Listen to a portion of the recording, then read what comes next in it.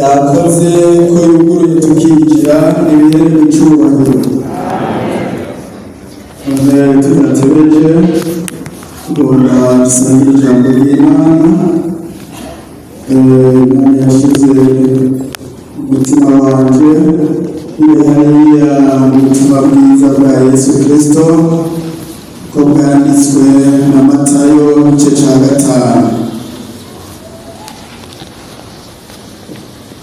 Nayo igice cya 5 turasoma muri ya murongo wa 13. Abo muri sonorizasiyo bagerageze kuko ijwi rihora ridashika hariya.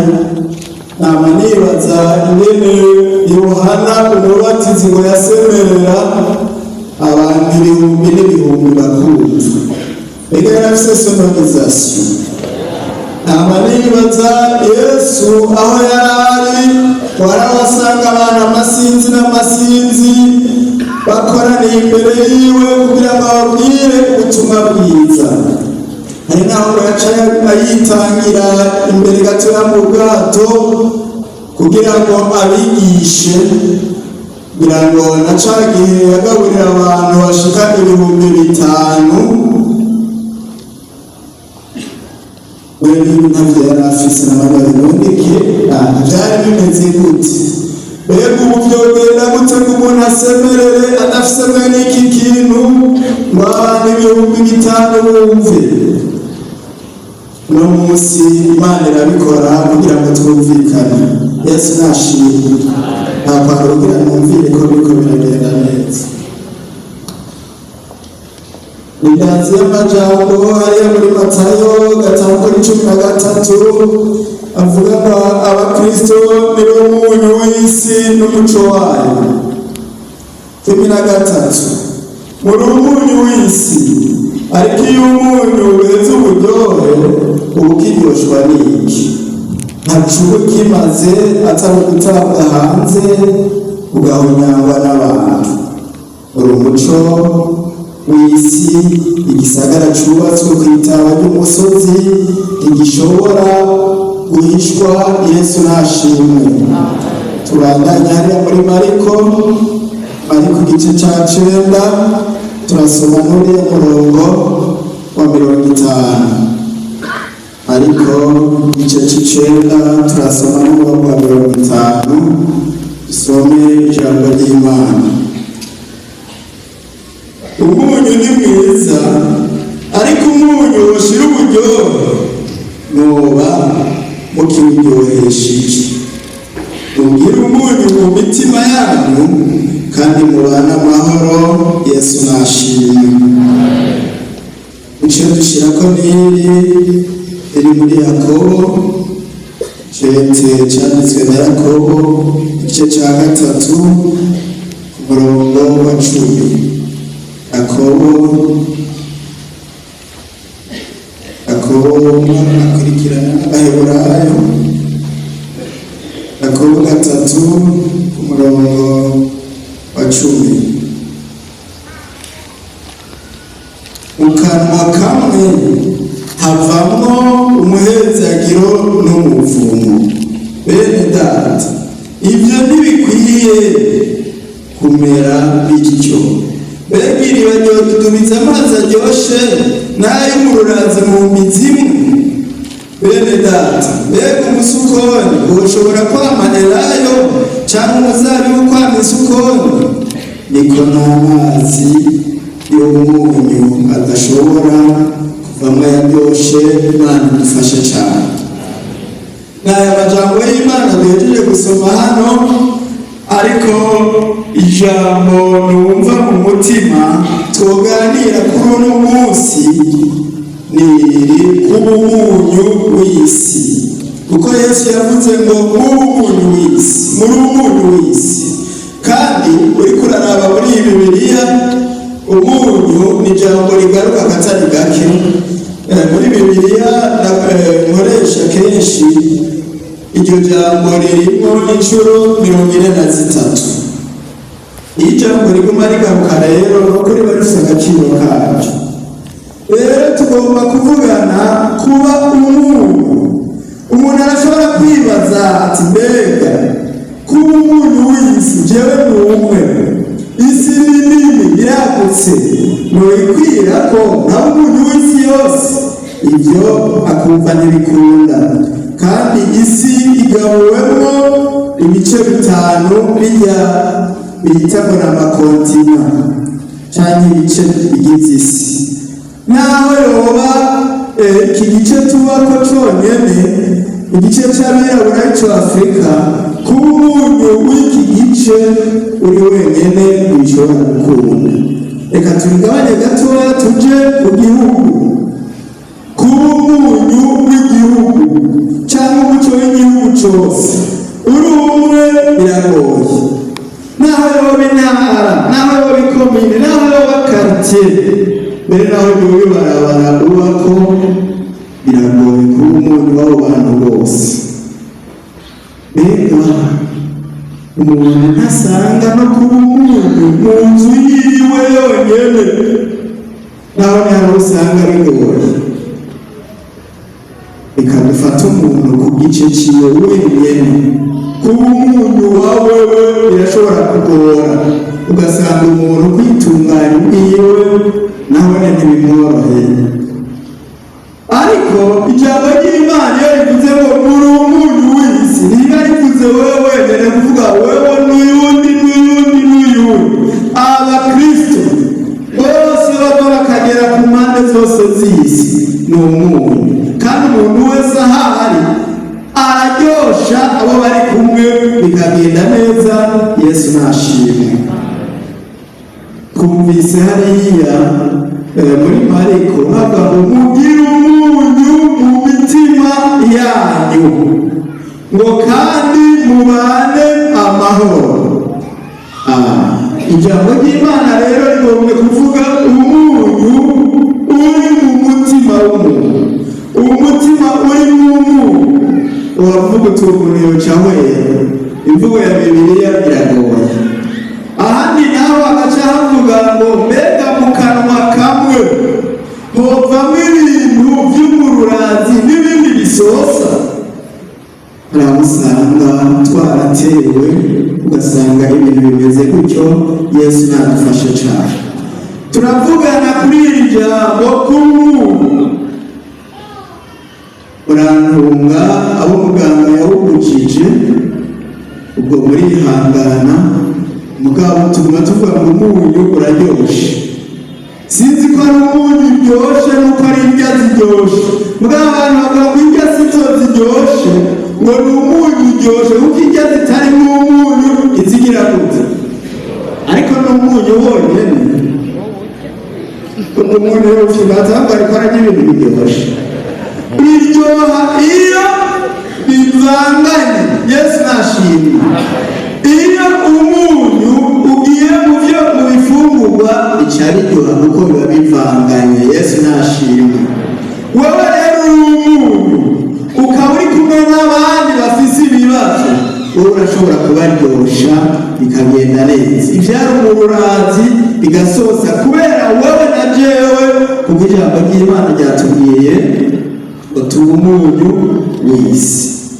Ariko rero ibintu bamwe bita ko biryoshe hari aho usanga abandi baca bahitamo ibindi.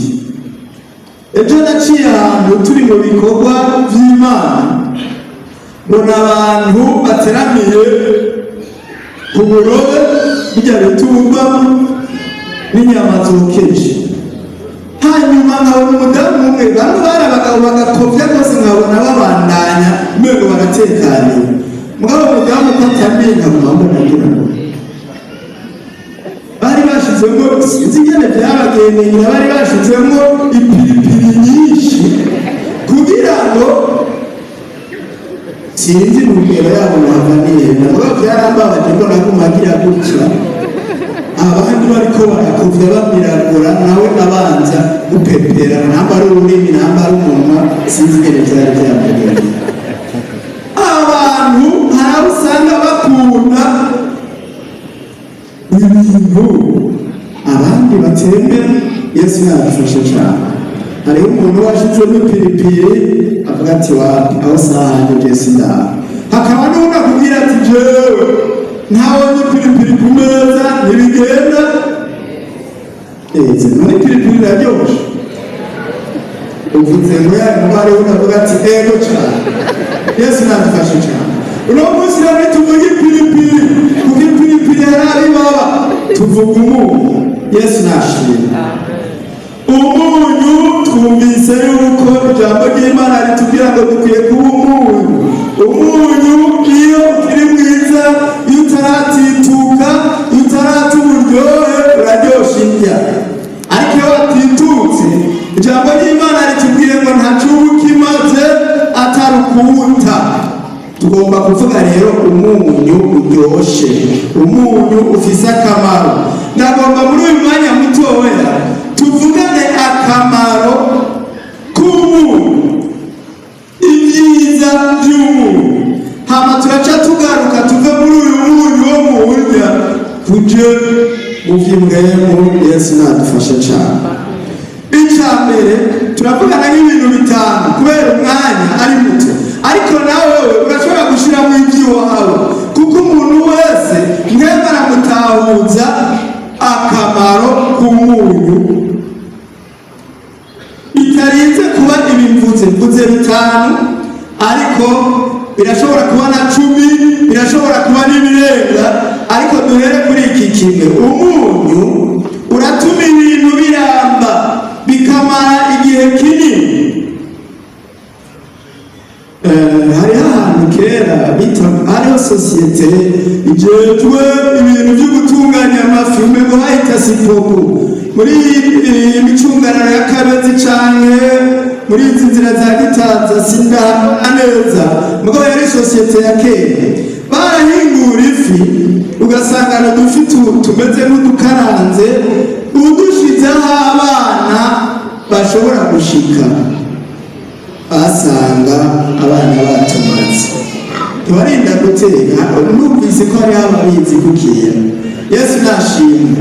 Umunyu urimwo hariho ibindi bintu byinshi bishobora gutuma ibintu biramba bikazigama bikamara igihe kirekire. N'umunyu rero urabamwo. Abanyisirayeli cyangwa Abaheburayo barashobora kubika inyama bamemereye ko umunyu yaramara igihe kinini, yapfuma imota nabi mugabo ukubona oya. Bagomba kuyifungura bagaca bayiterera mu mazi ikamera nk'iyoroshe, ikamera nk'igiti. N'abarundi ba kera bo bakoresha umuriro, bavuga ngo gutara. Yesu nadufashe cyane. Umunyu rero urazigama ibintu bikaramba ntibyononekare. Ngomba kuvuga yuko rero nawe uri umunyu w'isi, aho uherereye ushobora gutuma ibintu bitononekara, ibintu bidapfa, ibintu bigarukira hafi. Yesu nashimwe. Bivanye n'uko Imana yakugize. Urashobora kubana n'abantu batameze neza, mugabo umeze neza, ingeso zabo zigatuma hari n'ibintu byari kononekara hagati yabo, mugabo ukaja hagati yabo n'umunyu utuma ibintu biba biramara kabiri. Yesu nadufashe cyane. Urashobora kubana n'abantu babanye nabi, mugabo kubera urama mukababera umunyu, bakamara n'ukwezi, bakamara n'umwaka, bagateba bakamenyera bateka data wanjye tureke kuyobora. Hariho ababanyi bavyana, hariho ababanyi bama baduhanura bakatugira inama, bakaba baramaze kabiri. Yesu nadufashe cyane. Rero umunyu, Abaheburayo hariho icyo bakoresha ukugira amasezerano hagati yabo, hari kera cyane.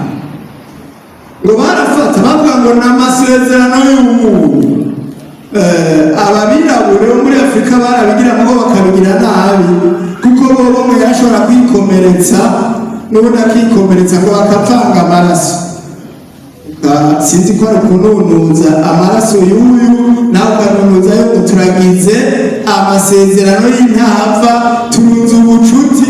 Ariko Abaheburayo umwe yafata umunyu ukawushyira ku kiganza, ubundi agafata umunyu ukawushyira ku kiganza, wowe ukarigata umunyu uri mu kiganza cya mugenzi wawe, nawe ukarigata ati umunyu uri mu kiganza cyawe ati turagiziranire amasezerano y'intahava.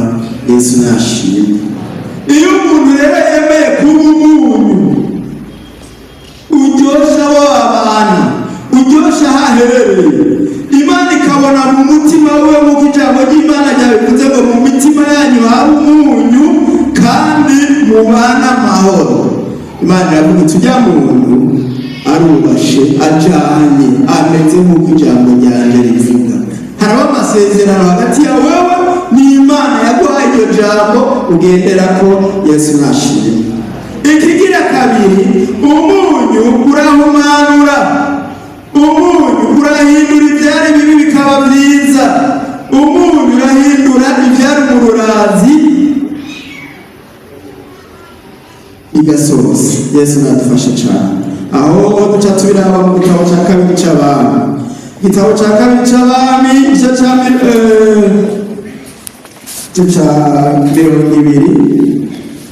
igitabo cya kabiri cy'Abami. Tugomba gusoma amajambo y'Imana atwereka ingene umunyu uhumanura ibintu. Ni igikorwa umukozi w'Imana Elisa yakoze. Igitabo cya kabiri cy'Abami igice cya 20 ku murongo wa 21.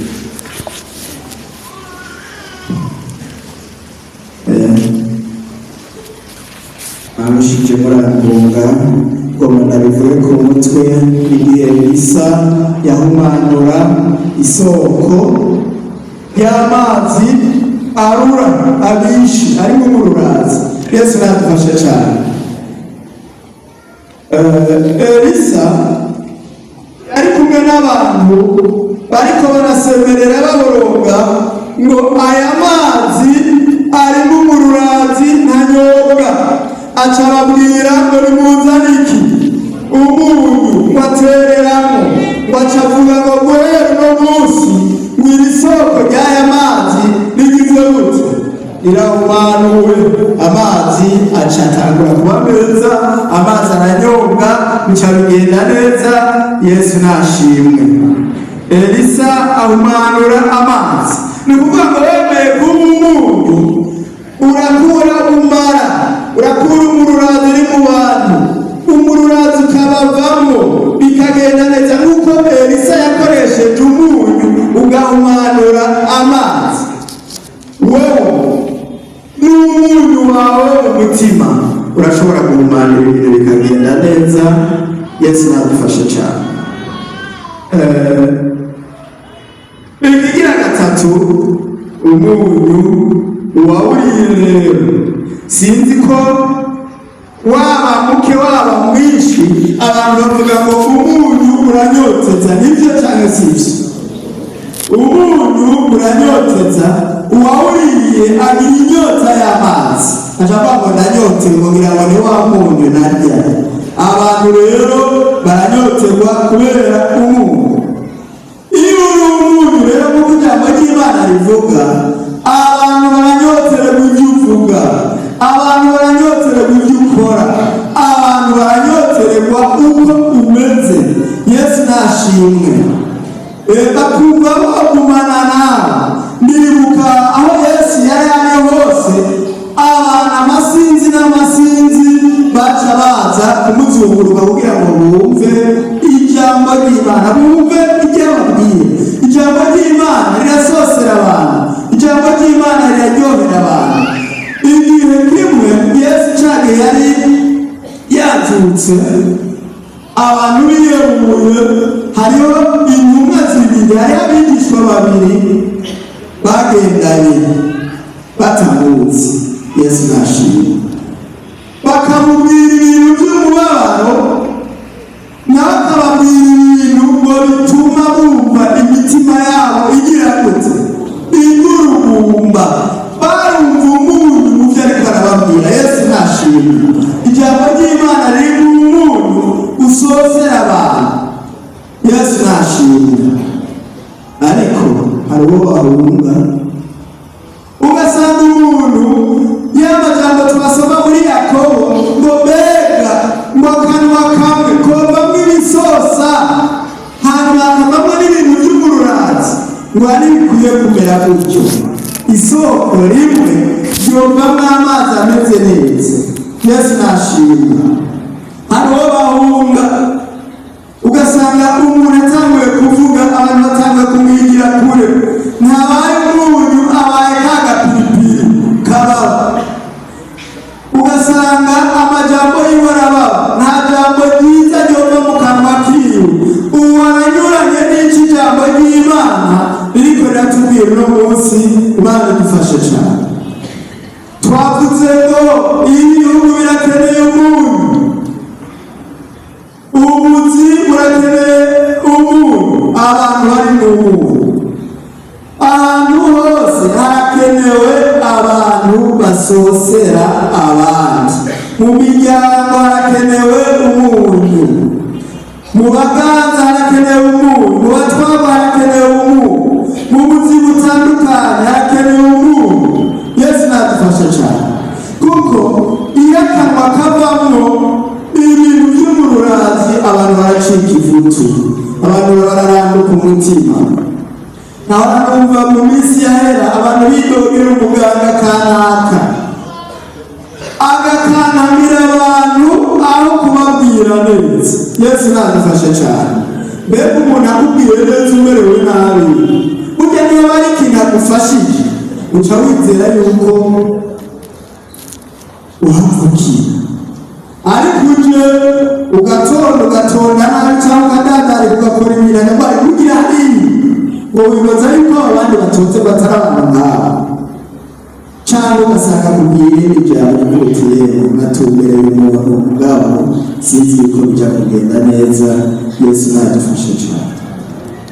Nta gisata na kimwe cy'ubuzima kidakeneye abantu bari mu munyu. Yesu nashimwe.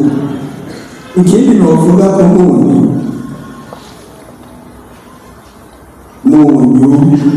ureza. Reka dusome mu Balewi, igitabo cy'Abalewi 13 kugira ngo ndabivuge twamaze kubisoma. Abalewi icya kabiri turabe akamaro k'umunyu mu isezerano rya kera.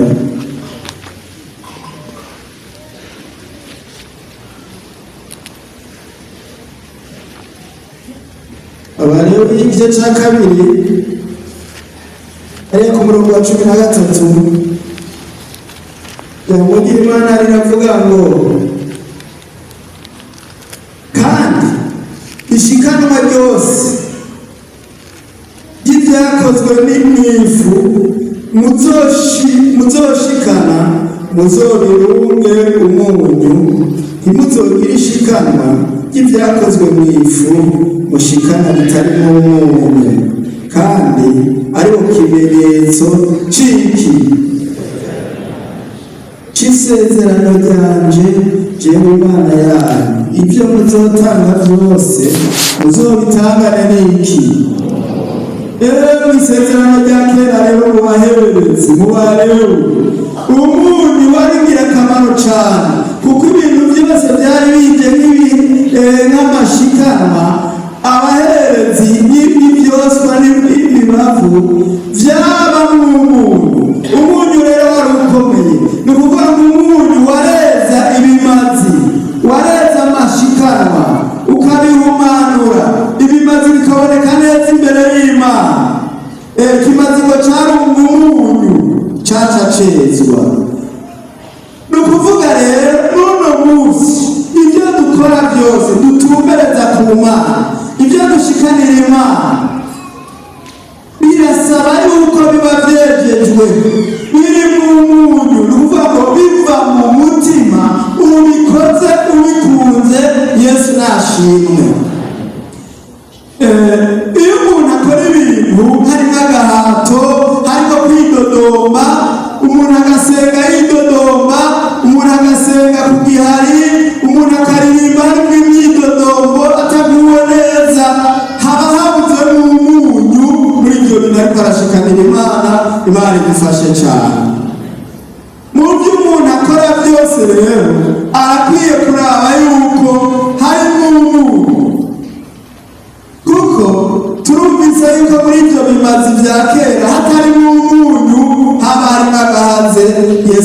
nadufashe cyane.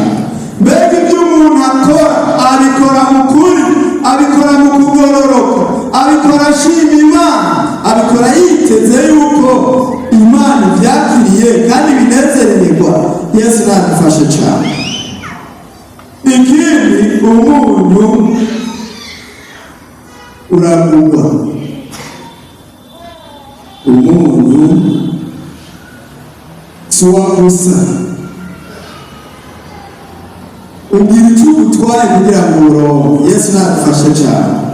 Ngomba kuvuga ngo mbega mu byo turiko turakora ko Imana ivuga ngo tube umunyu w'isi, mu byo kwitanga, mu byo dukora, mbega hariho umwanya bidutwara, hariho umwanya duhebera Imana, uburyo utangamwo hari icyo bikozamo, hari icyo uhazamo. Uraraba ko umunyu utashitse uburyohe, kuko hariho abantu batandukanye ngo uri kuraraba abantu ba kino bihe bose ni abantu b'Imana, bose ni abakizwa, bose amabibiriya usanga bajenjekeye mu maboko. Mugabo uri kuraraba ibyo bama, uri kuraraba ibyo bakora, uri kurabona yuko bamwe hariho mw'ishengero y'idini abantu bariko baragendana kandi biragoye gutandukanya. Mugabo Imana yoyo irabona iti urya muntu ibyo ariko arakora harimo umunyu, urya muntu ibyo ariko arakora ingene ariko aragenda ni ngwizamurongo. Imana ikurinde kubigwizamurongo mwene data, kuko n'umuntu akwiye gutamira ubusa. Mu gitabo cy'ingenzi hariho abantu ngo bashitse mw'isoko y'umurakimazi, abantu bariko barabaraba bakabona ntibambaye nk'abandi, n'ingene bavuga ntibavuga nk'abandi. Mugabe ati nimuze mugure, nimuze mugure, nimuze mugure, bakaraba bakabona atahantu nta na kimwe tubona. Yesu yadufasha, nta na kimwe twahakura. Urugendo turimo ibi bintu byo mu mbavu no mu mbavu ntibikenewe. Yesu nadufashe cyane. Abantu bo muri iyo soko y'umurakimazi bariko baramwumviriza bakumva ntibavuga cyo kintu. Yesu nadufashe cyane. Ibintu biruma n'ibintu bisosa abantu barakwiye kubitandukanya. Uno munsi sinotinya kuvuga ko twatewe. Yesu nadufashe cyane, kuko biragoye gutandukanya abantu bariko baraja mw'ijuru n'abantu b'abanyedini gusa. Byaracanganye. Mugabo Imana itiye izorobanura.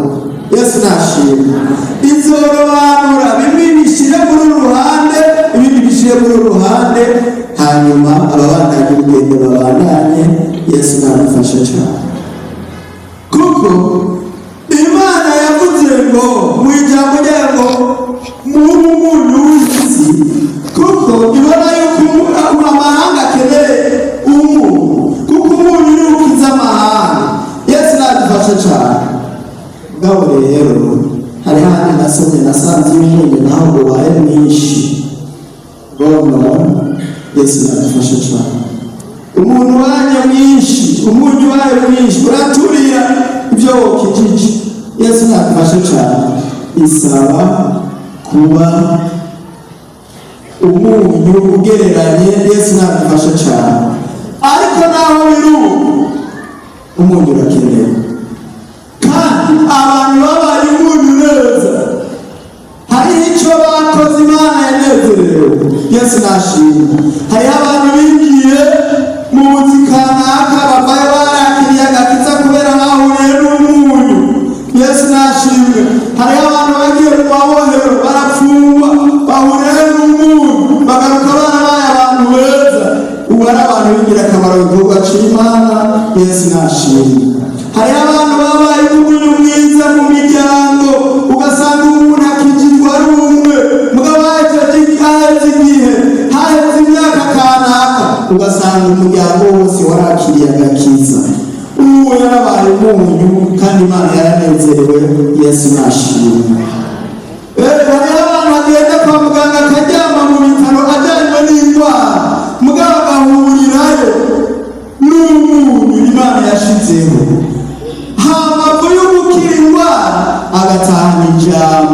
yakiriye imugira umwana w'Imana.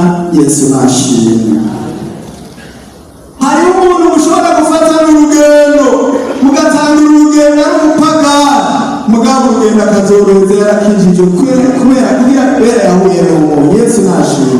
Ubu munyu aho tumbereye, ubu munyu mu kazi ukoramo, ubu munyu aho uteramira iminsi yose, ubu munyu mu muryango ubamo, Imana irabinezererwa. Yesu nahawe icyubahiro. Nari mpejeje kuvuga ngo umunyu mwinshi uraba muke ugereranya ni mwiza. Hariho n'ibindi bitanu by'umunyu, hajya mu mirima bagatabira imirima ikagenda neza, bijya nabyo n'imyunyu. Ariko umunyu mwinshi urica. Ibyo navyo umuntu hari aho umuntu yobivugira kubera n'ijambo riraho abakozi b'Imana. Hari ahantu nasanze yanditse ngo iyo umuntu ikintu cyose cy'ikosa cy'ahana ikosa ahana ati wavuma. Yesu nadufasha cyane. Ijambo ry'Imana rivuga ngo wigishe, uhanure, wihanize, ntamugire gute. Yesu abaheze. None niki cyotuma umunyu, niki cyokugira umunyu muri kino gihe isi yakeneye umunyu bibe bidasanzwe? Bibiliya irategekanya ibihe turimo, ibihe by'iherezo, ingene abantu bazoba bameze. Hariya mu cyete cya kabiri Pawulo yandikiye Timoteyo, mu gice cya gatatu yereka umurongo wa mbere ukamanuka. Dusome amajambo y'Imana, tuze turegereza kurangiza, ariko dusomye ingene isi ya none yari ikeneye umunyu gusumba ibindi bintu. Icyete cya kabiri Pawulo yandikiye Timoteyo yerekana yuko mu bihe by'iherezo bizokena akagwira ipiripiri. Icyete cya kabiri Pawulo yandikiye Timoteyo, igice cya gatatu yereka umurongo wa mbere n'amajambo avuga ibibi bizoba mu gihe cy'iherezo. Ariko umenye yuko mu minsi y'iherezo hazoza ibihe bigoye, kuko abantu bazoba bikunda gusa. Mbega uno munsi abantu barikunda, bakunda iki? Abavumbaza ngo n'indayanga, birarira, bibona, batukana. Mbega uno munsi abantu baratukana. Muri telefone ibyo byatuzaniye biragoye, cyangwa uze mu bitutsi gusa. Batumvira ababyeyi, intashima, abanyagura iby'Imana, badakunda n'ababo, banga kuzura kugira ngo buzuze abantu bahuze ubu birakomeye cyane. Baremeranya, batigarura, ukuvuga bahuduka nta mafrake hari. Inkazi, badakunda ibyiza, abaguranyi, ibirandamuke, abishyira hejuru, bakunda ibibahimbara, bakabirutisha iki? Imana ifata uwundi mwanya wayo, ubwabo abanze arondera ibimuhimbara. Bafise ishusho yo kubaha Imana, bamwe navuga bagenda na Bibiliya atayikura mu ntoke, ariko umwanya wo kuyisoma ayihugura nuko akunze ku rusengero, ariko bahakana ubushobozi bwayo. Abameze batyo bamwe batera ibitugu. Imana idufashe cyane. Ngaba abantu rero mu bihe by'iherezo, kandi uri kuraraba ibi byose twagiye turavuga biragaragara mu bantu, kandi ikigoye umuntu ibyo biboneka ko ntabimenya. Ese yaba umuntu yamenya ati jewe umunyu ukenye aha, umunyu wagabanutse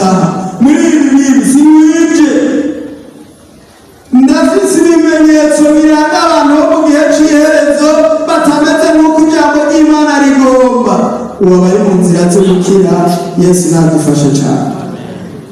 Naribanye ikibazo ngo ni ikinyobwa cyotuma umunyu w'isi, ni iki cyotuma uba umunyu uryosha abo muri kumwe cyane aho hari ikimenyetso. Uravye hariya mu cete Pawulo yandikishe Kireki Galatiya igice cya 5 ku murongo wa 22 hariho iri jambo ryunganira ajya amajambo twasomye avuga ngo mugire umunyu mu mitima yanyu. None uwo munyu uri mu mitima uyu dusome hariya muri Galatiya ituhatema, kuko n'amajambo benshi bamaze kumenya no ku mutwe ibyo mwebwe yama ivyamwa 9 vya mwebwe.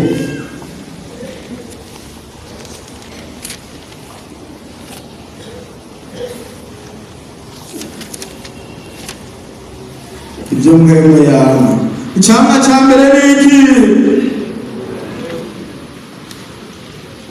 Galatiya igice cya 5 umurongo wa 22, ariko ibyo mwebwe yama n'urukundo, ibi bigize umuntu, umunezero, amahoro, ukwihangana, kugira neza, ingeso nziza, kumwizigirwa, ubugwaneza, ukwirinda, bimeze bityo nta byagize bibibuza. Imana idufashe cyane. Ni iby'ibintu no munsi byabuze mu bantu ba kino gihe. Urukundo rwa benshi ijambo ry'Imana rivuga ngo ruzotimba. Ubu urukundo rw'abatari bake rwaratimvye, ariko ijambo ry'Imana rivuga ngo ibintu bitimvye. Mbega ngo kugira ngo bireke gutimba byogenda gute? Hajambo kandi kariro. Yesu nashimwe. Iyi shengero rya kino gihe turakeneye umuvyuro, dusaba umuvyuro, duhamagara Imana izana umuvyuro, kuko umuvyuro no kuvuga ngo Imana iregereye abantu bayo. Yesu nashimwe. Ivy'Imana bikabamotera, ivy'Imana bikabasosera, ivy'Imana bikabasubiza mu bugingo, izi mbuto, ibi vyamwa bikagaragara muri bo, kuko biraboneka by'ukuri yuko umunezero kuri bamwe waheze, umunezero w'agakiza. Ubu ni ugukubita n'inkokora gusa, umwe agaherera hariya undi agaherera hariya. Yesu nadufashe cyane. Maze iminsi isoma amajambo ingene igihe cya Salomo na Dawidi ubwami bw'Abisirayeli bwari butekanye bumeze neza, ata kibazo bafise, bakanezererwa umwami naho hari amakosa mwami. Ariko haragera igihe birahinduka, kubera ibyaha byari byabaye byinshi mu bantu, n'ibwami hagakorerwa ibyaha. Mbere hari umwe Imana yabwiye ngo mu nzu iwawe mu rugo iwawe inkota ntizokwigera ihaba. Yesu nadufashe cyane. Haragera igihe rero ubwami bwitandukanyamo kubiri, imiryango ingahe 10 ukwayo, n'imiryango ingahe 2 ukwayo. Niyo ibyo tugezemo. Yesu adufashe cyane. Nicyo gituma ndakwiginga mwene data ngo dusenge Imana igarukana umuvyuro, abantu basubire kwiyumvanamwo, abantu bemere kuba umunyu, ntibabe ipiripiri, kuko nibabe ipiripiri bazobabana, kandi bababanye baca bahungana. Yesu nadufashe cyane. None urukundo ruca rukwirwa hehe? None umunezero uca ukwirwa hehe? Uca hehe? Mbega amahoro acaja hehe? Hariho n'ingabire y'ukwihangana. Kwihangana no kuvuga ngo jewe ndakwihanganira nawe ukagira gute? None abantu ko batacihanganira, waratewe, ariko Imana iriho, Yesu ariho, namwe mariho, ukubitunganya akabisubiza ku rutonde, akabitondeka neza, abantu bakaba umunyu ukaryosha isi yose, abantu bagasubira bagasoserwa. Yesu nashimwe. Kera abantu barasoserwa, n'ibikorwa by'ishengero, bakanezerwa ko bari mu ishengero. Ariko ubu Satani yarateye, ntawoshyira ku muntu, ni wa mwasi yaje arabira urwafu. Ariko Imana yagomba uburo, Imana yagomba ingano, yagomba ibyiza, yagomba ibinyene, ibyo muhembo yama. Yesu nadufashe cyane. Ndakwinginga mwene data, ucumvira ijambo ry'ukuntu, uryoshye isi, ufate ingingo no munsi. Iby'ubururazi tubisezere, Yesu nashimwe. Kandi biracyashoboka, ibihe birakurakuranwa, haraza ibihe bibi, haraza ibihuhuta, haraza ibisuriranya. Mugabo haraha Imana ihindura akayaga, Imana iduhindurira akayaga. Yesu nashimwe. Umuntu wongere gusohoza n'aya majambo y'Imana. Kandi mu minsi itari myinshi, iminsi ntazi nawe utazi, bigiye gusuzumwa. Yesu nashimwe. Turumva amajambo y'Imana, kandi kubera tumaze imyaka myinshi tuyumva, tukabifata ibisanzwe. Ariko umunsi umwe bizohinduka. Hariya muri Matayo 25:31, ijambo ry'Imana rivuga ngo azobarobanura nk'uko umwungere arobanura intama. Yesu intama azoziherereza iburyo, ihene nazo aziherereze hehe? Bose cyane ibubafu. Wa munyu rero uratanguye gusuzuma, maze mbega warabaye umunyu mu isi, warabaye umunyu mu kazi wakora, warabaye umunyu mu muryango wanyu, wowe wanezerewe agakiza wahawe, none abandi nabo ko basigaye hariya barira, wakoze iki? Yesu nadufashe cyane. Intama iburyo, ihene ibumoso bizosuzumwa, kandi ngo hariho amajambo azovugwa atandukanye, nuko umunyu wataye igihe utava hariya. Ariko umunyu usosa ukimeze neza, ukaguma uryoshye indya, abantu bakawufungura bakamererwa neza. Yesu nadufashe cyane. Ngo nimuze mwese abo data yahezagiye, murabe ubwami mwateguriwe. Yesu nashimwe. Icobo ukazokumva iryo jambo mu matwi yawe, nanjye nkazoryumva, twazohurirayo. Yesu nashimwe. Kuko birababaje, bamwe bazokumva ijambo rivuga ngo nimumvireho mwabakora ibizira. Mana idufashe cyane.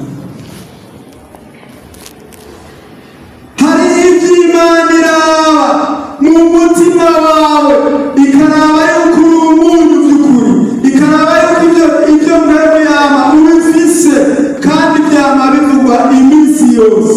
Mugabo sinzi yuko umuntu ahagarara ku munzani w'iryo jambo akavuga ati by'ukuri iki ndakibuze, kandi ngomba nje ku mavi nsenga Imana ikinkomorere, kugira ngo nanjye mbe umukristo ariko araja mu ijuru, ashitse azokumva ijambo ryiza rivuga ngo ntuze nawe winjire mu munezero wa shobuja. Yesu nadufashe cyane. Abakoze neza babaye umuntu w'isi, hari ibyo bagenewe. Ariko barakora nabi, nabo hari ibyo bagenewe. Nuko gusa isi isamaza abantu, ya soko y'imurakimazi ikabereka ibyo bayoragura, kandi bakabayoragura bakibagira iby'agaciro. Ariko ijambo ry'Imana rivuga ngo byokumarira iki? Kunguka iby'isi byose, ubugingo bwawe bugiye muri Gehinomu. Imana idufashe cyane.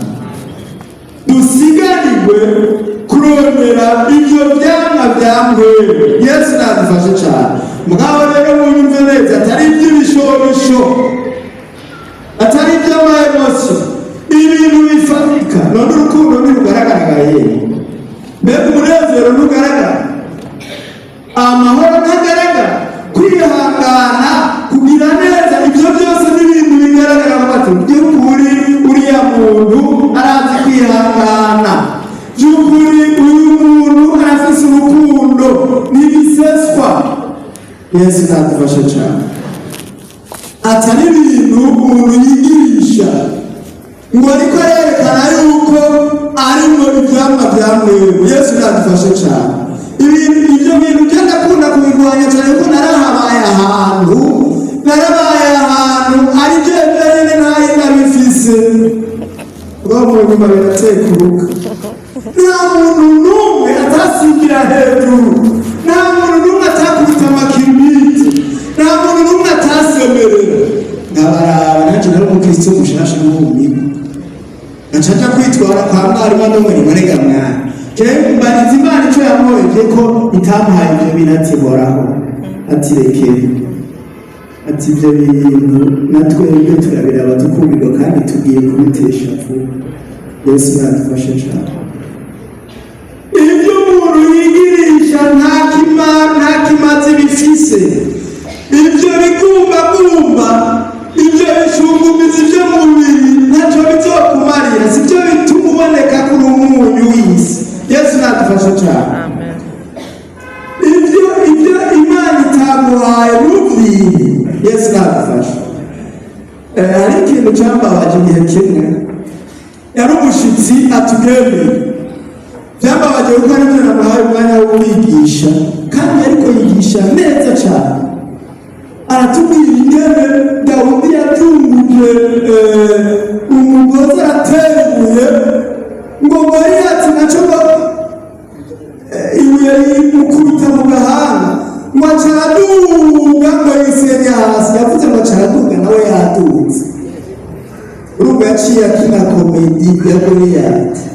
Araduga asenya umugongo hasi. Abantu barifata gutya. Nibaza none ngende ndamuvyura mu rusengero n'ibyemewe. Mugabo aravuga ngo haleluya, haleluya. Biramunanira kuvuga ko yari yashenye umugongo. Urumva yaraduze ikutasi.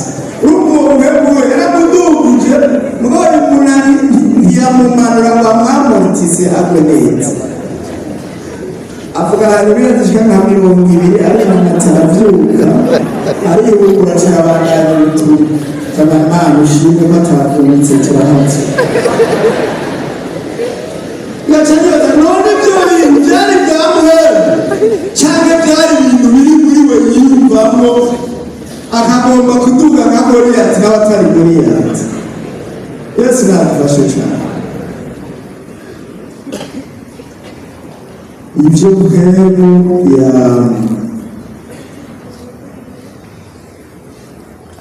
abo rero babaye umuntu w'isi ngo banangize vuga ngo hari ibyo babikiwe.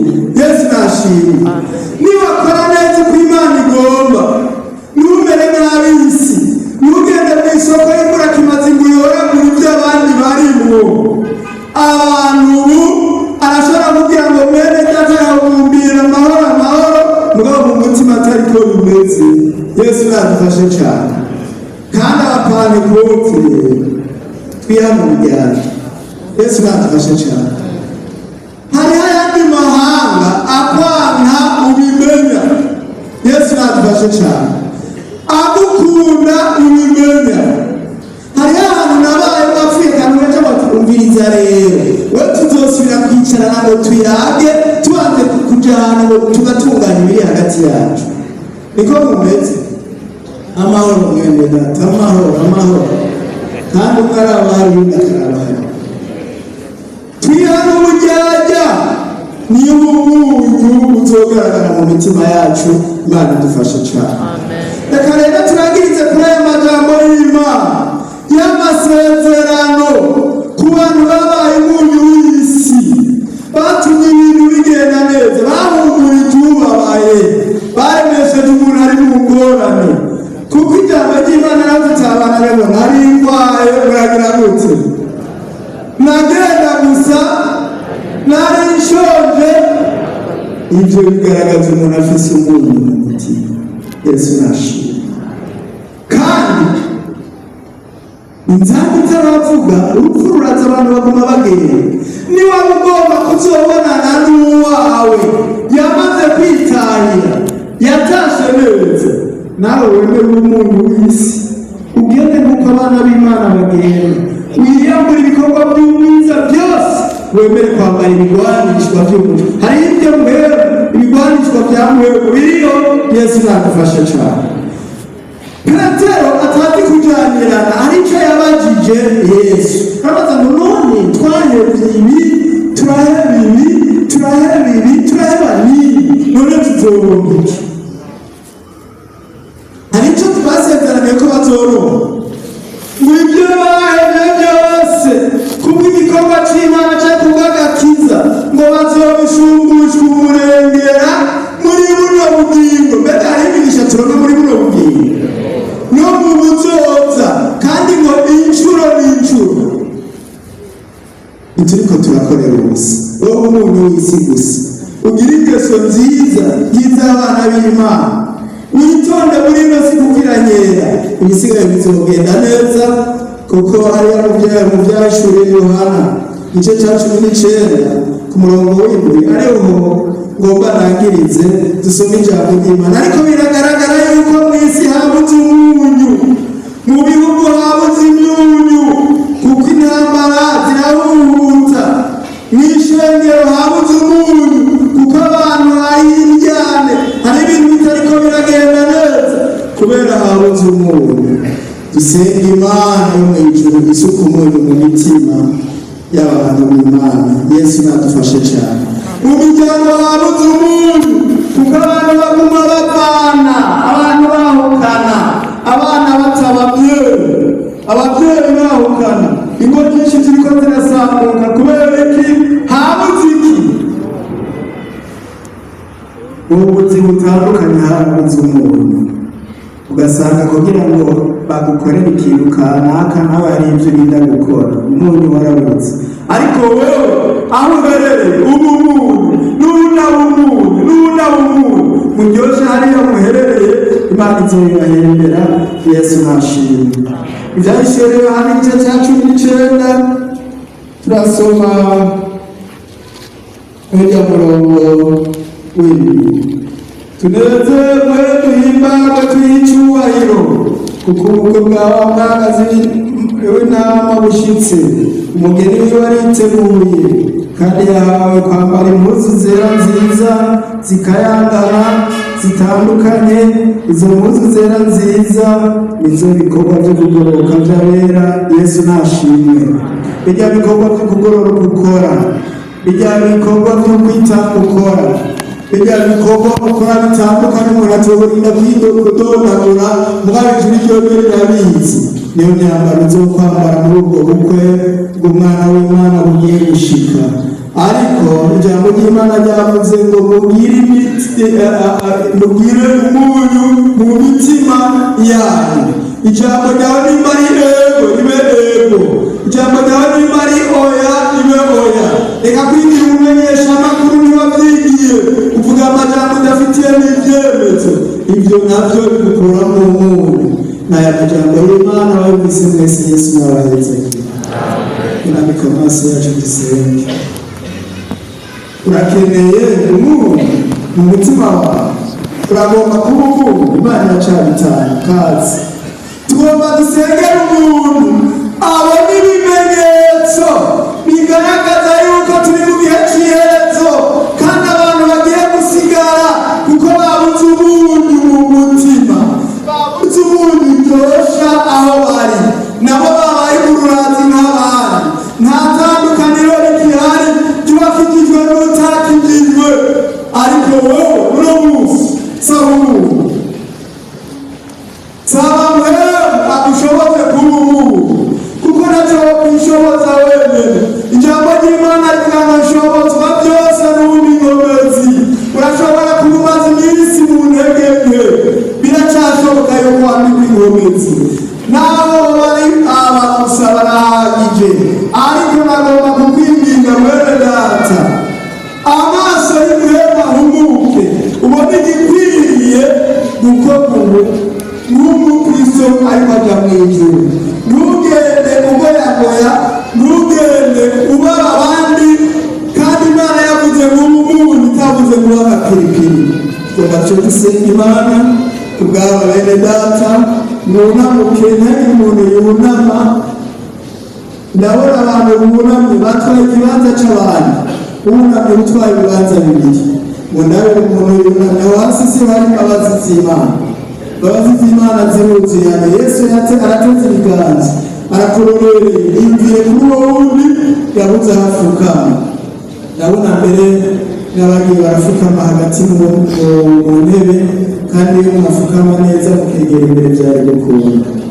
Yumvirane ko tugomba duce dusaba Pasteur Sebastien azasenga Imana ku bw'aba bene data bumva bakeneye k'umuntu kuryosha aho bari. Abandi bariko baravuga nabi, we bakavuga neza. Abandi bariko bariyemeza gukora nabi, we bagahagarara ati jewe Imana yaramujije ivyo nkora neza, kuko nico ijambo ry'Imana rivuga, nico Imana yashize mu mutima wacu. Dusabe asenga Imana. Mana iyo mije, turagushimiye kuri aya majambo ishengero rigaburiwe. Tumaze kwakira agakiza kaboneka muri Kristo Yesu, twahamagawe dufise igikorwa cyo kuba umunyu muri iyi si.